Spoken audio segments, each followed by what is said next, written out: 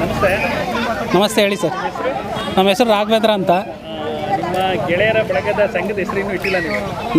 ನಾವೆಲ್ಲ ಒಂದೇ ಸ್ಕೂಲಲ್ಲಿ ಓದಿದ್ರಿಂದ 101 ನೆನಪು ಅಂತ ಇಟ್ಟಿದ್ದೀವಿ.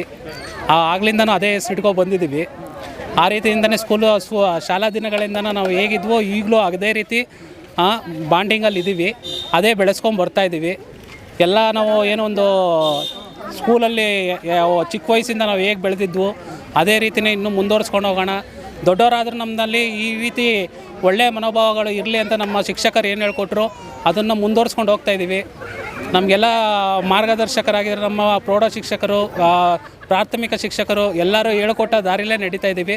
ಸ್ನೇಹ ಸಂಬಂಧವನ್ನು ಉಳಿಸ್ಕೊಂಡು ಹೋಗ್ತಾಯಿದ್ದೀವಿ. ಇವತ್ತಿನ ಮೊಬೈಲ್ ಯುಗದಲ್ಲಿ ಒಬ್ರಿಗೊಬ್ರು ಮುಖ ಕೊಟ್ಟು ಮಾತಾಡೋದಕ್ಕೆ ಆದ್ರೂ ಸ್ನೇಹ ಎಷ್ಟೊಂದು ಬಾಂಡಿಂಗ್. ಸರ್, ಹೇಳಬೇಕು ಅಂದರೆ ನಮಗೆ ಮೊಬೈಲೇ ನಮಗೆ ಇದನ್ನೆಲ್ಲ ಸೇರೋ ಕಾರಣ.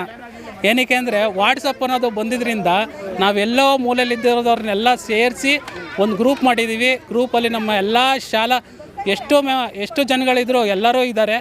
ಎಲ್ಲರೂ ಸೇರಿ ಒಂದು ಗ್ರೂಪ್ ಮಾಡ್ಕೊಂಡಿದ್ದೀವಿ. ಆ ಗ್ರೂಪಿಂದನೇ ಒಂದೊಂದು 3 ತಿಂಗಳಿಗೋ 2 ತಿಂಗಳಿಗೋ ನಮ್ಮ ಕೈಲಾದಷ್ಟು ಜನಸೇವೆ ಮಾಡೋ ಜನಸೇವೆ ಮಾಡೋ ಅಂದ್ಕೊಂಡಿದ್ದೀವಿ.